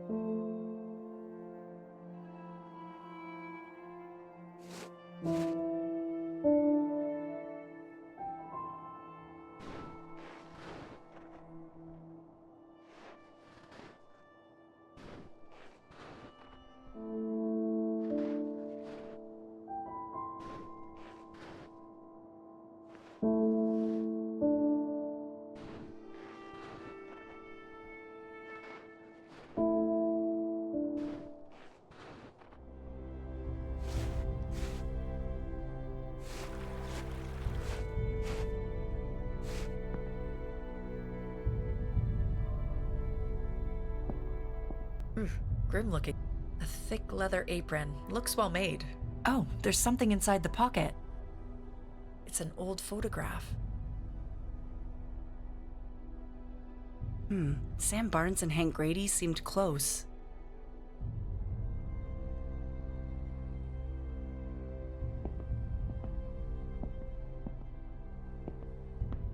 The last flame died a long, long time ago.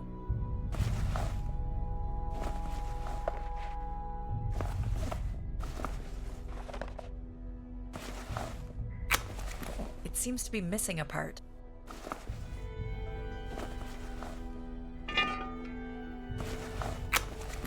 I could try to smelt it. I'll pour it into the ring mold afterwards.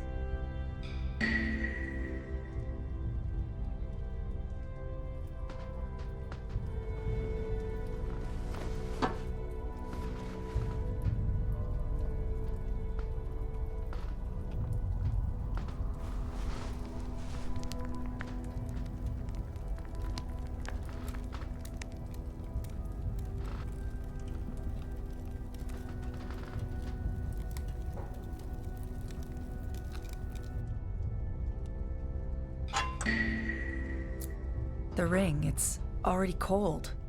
I can safely grab it, but how is that possible? Just an old bucket with a hole in the bottom. Likely used for cooling down horseshoes and other tools.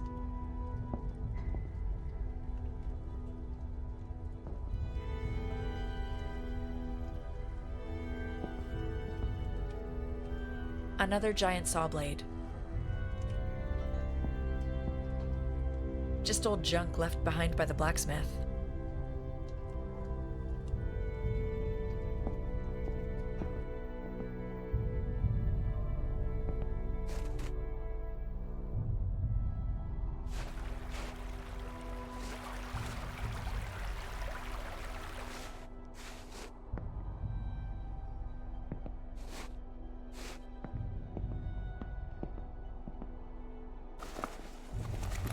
Will this work?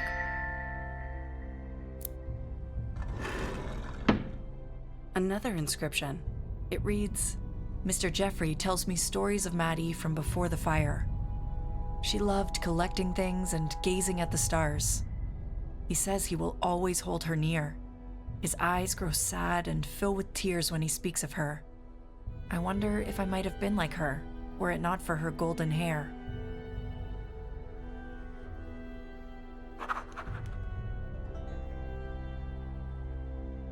Jeffrey must have told Rosie stories when they tended the horses. From before the fire, Jeffrey lost his daughter in a fire? She loved gazing at the stars.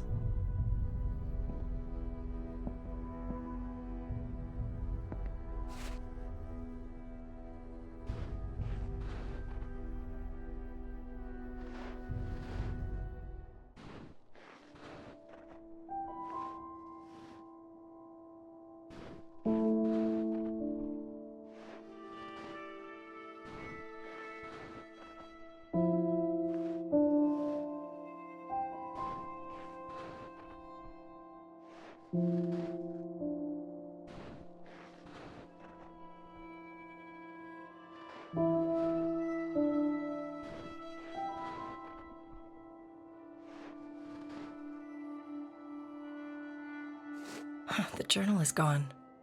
Did I bring it with me before I left?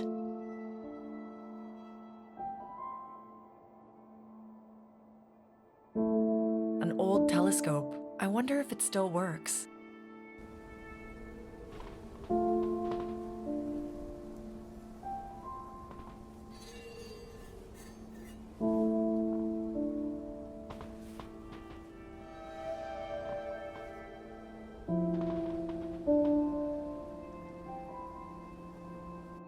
I'm not really superstitious, but could this mean something?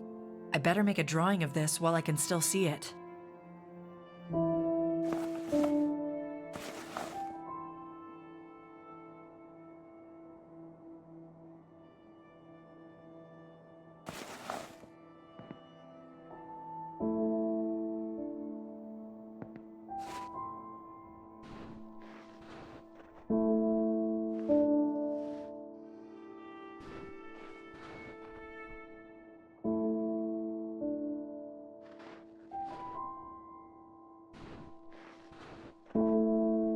How did I end up here?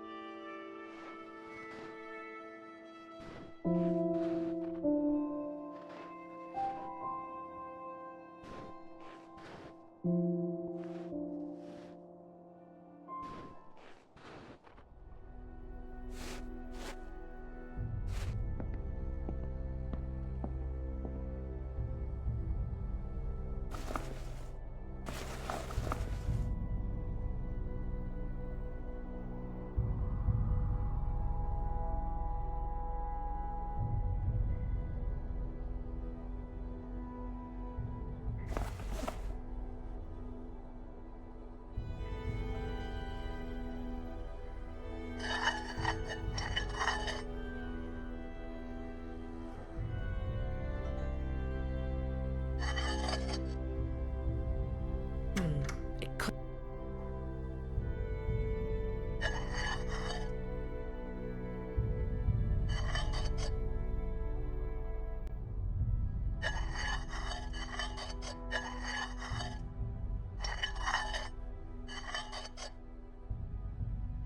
Whoa!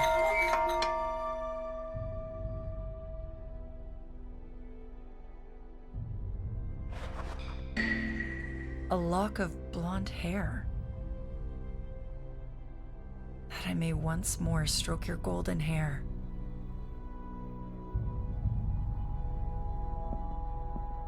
It's empty.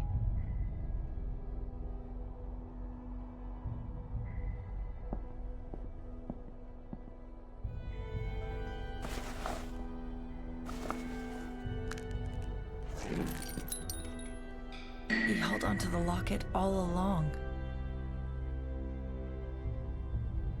Madeline Jeffrey, 1881 to 1885. Ugh, this poor girl left the world far too soon.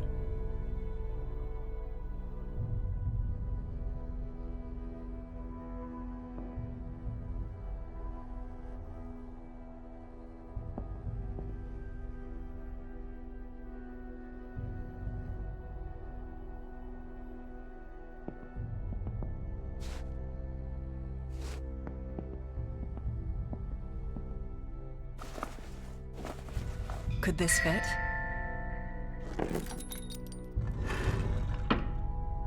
The last inscription reads, "At night, just before bed, I told Mama of a dream I had, that through a song I was turned into a butterfly.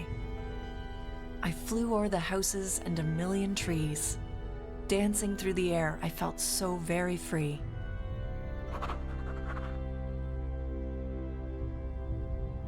I know I've seen a butterfly somewhere around here."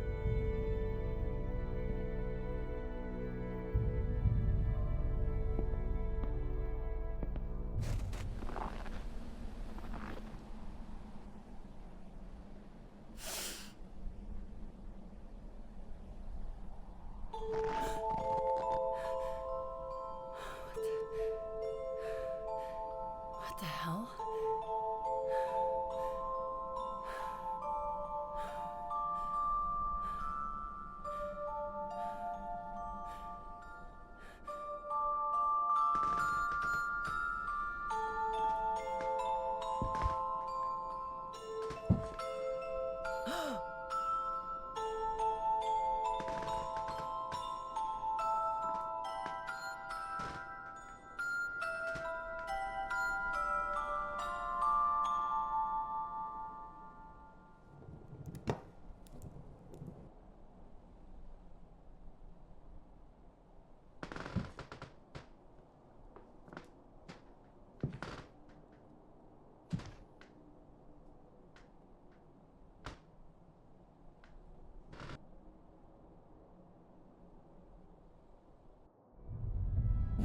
What's happening? How is this thing suddenly playing after all this time? It feels like something is leading me. What the hell is happening in this camp? It feels like something is leading me along, guiding me. Ah, okay, I think I can place nails in the slots. That should work, I think.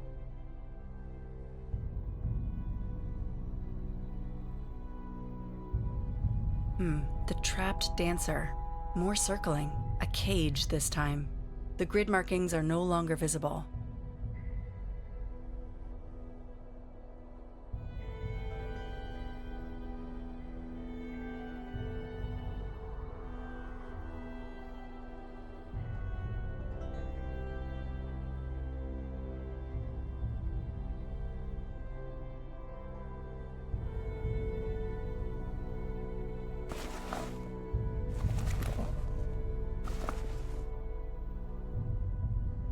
Ah, okay, I think I can place nails in the slots. That should work, I think.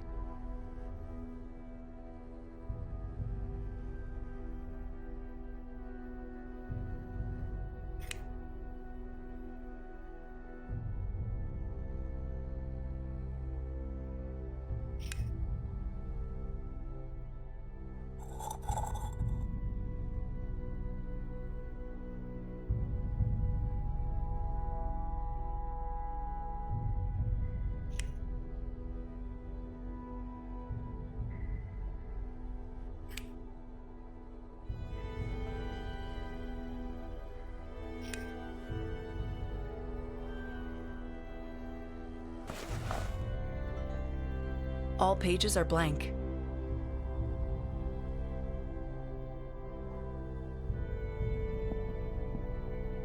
These beds are smaller. I guess the children slept here.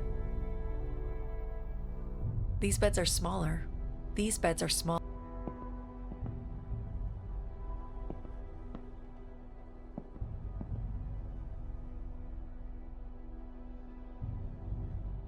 Colonel Bramwell's finest roast.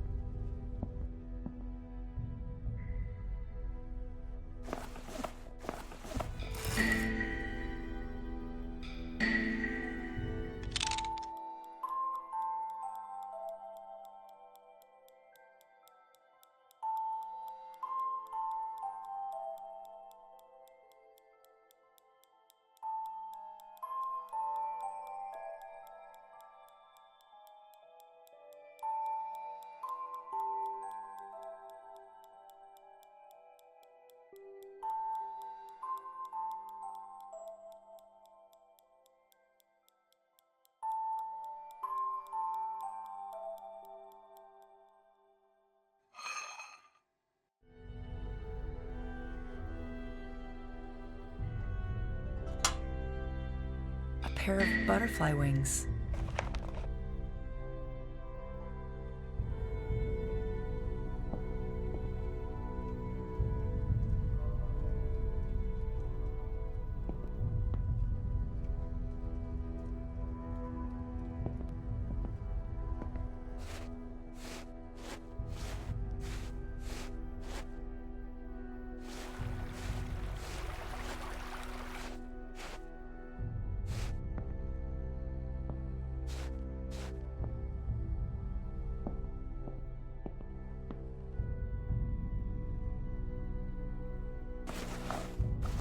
This must be it.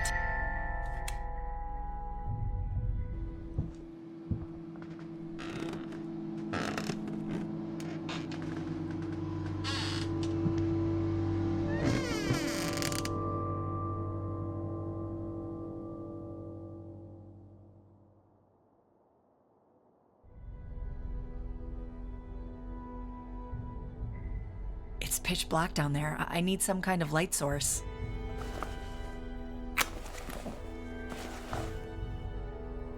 Was I led here? Okay, Charlotte. You need to do this.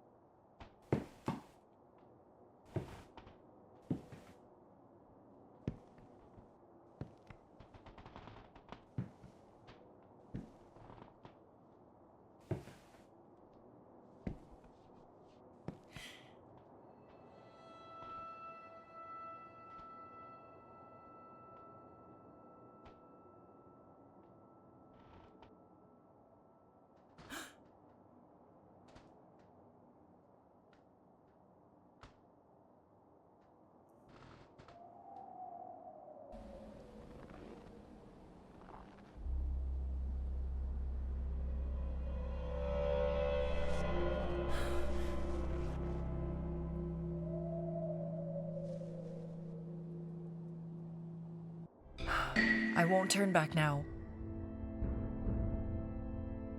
I'm not going anywhere else but up there.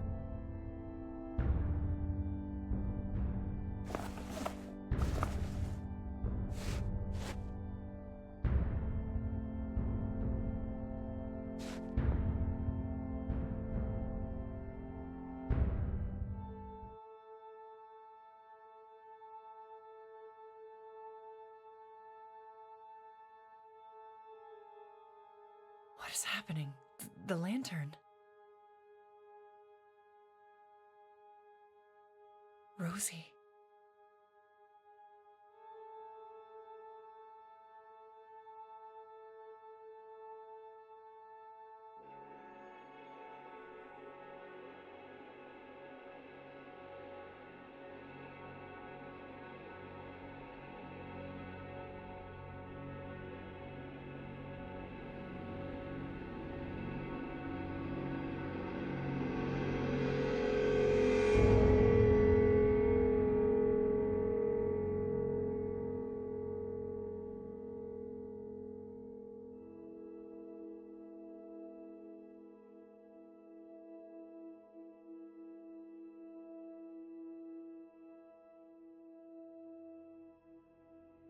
That's Sam and Hank.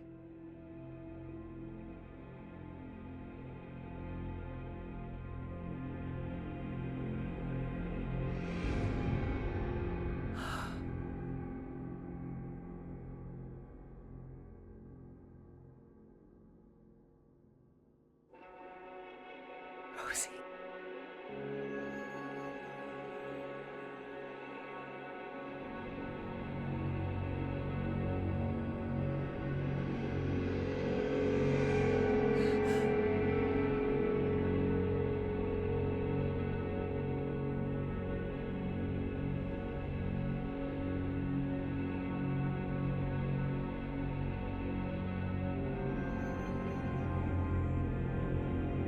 Rosie.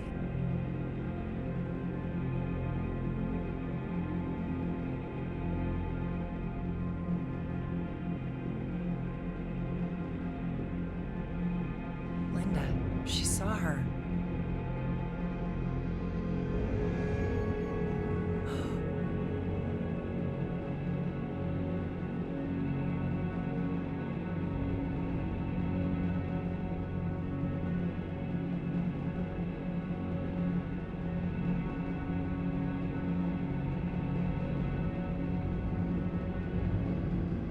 Linda, what did you do?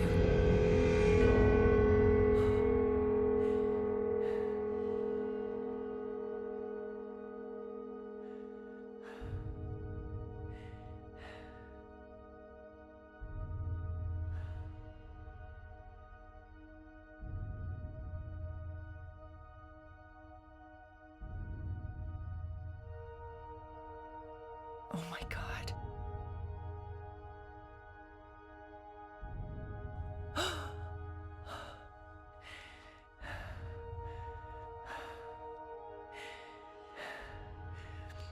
Jesus Christ, Hank, what did you do?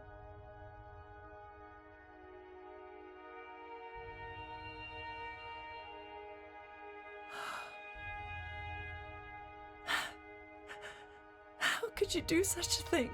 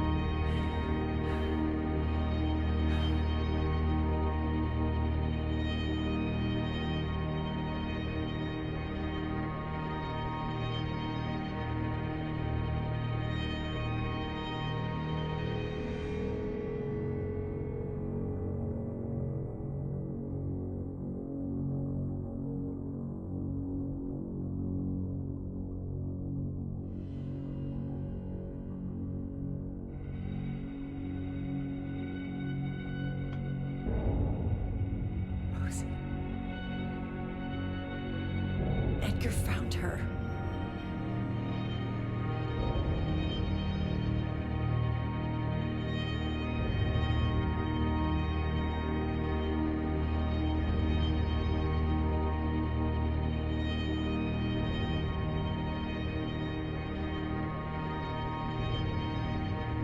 Oh my God.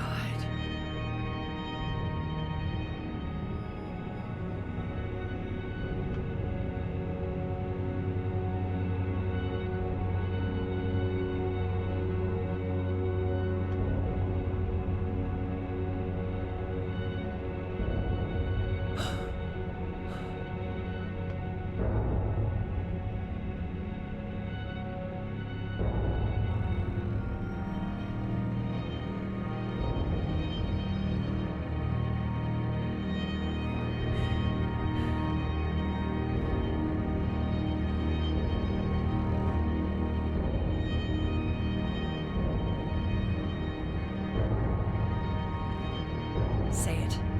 Say it. Say what you did, you goddamn monster.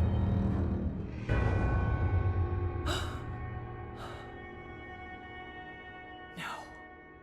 He didn't do anything. Oh my God.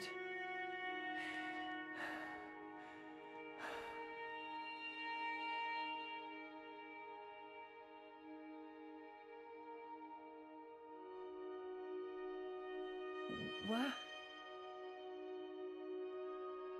Liar.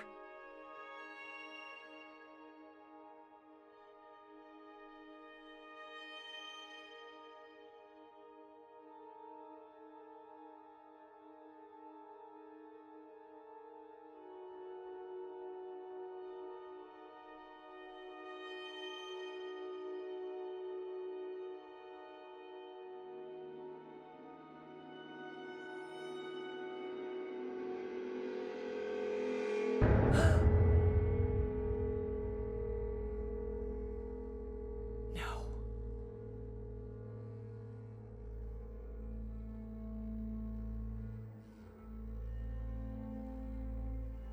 You goddamn monsters. What?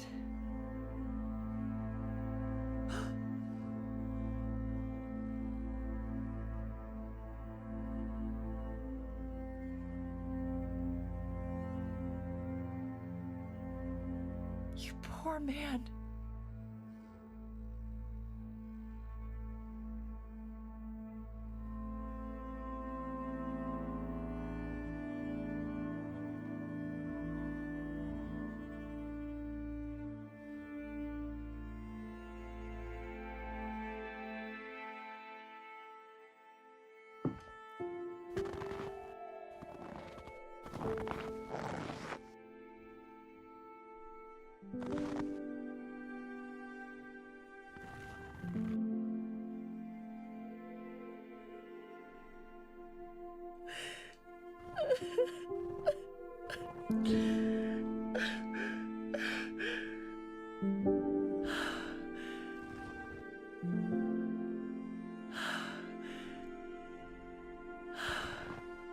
What?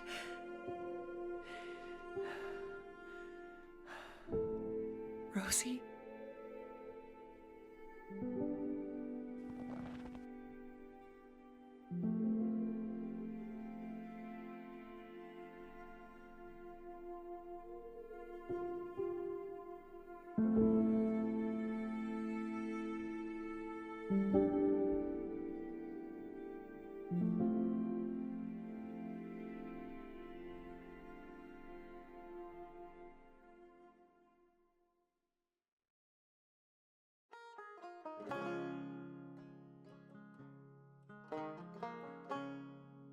The mornings come crisp with frost that clings to the grass.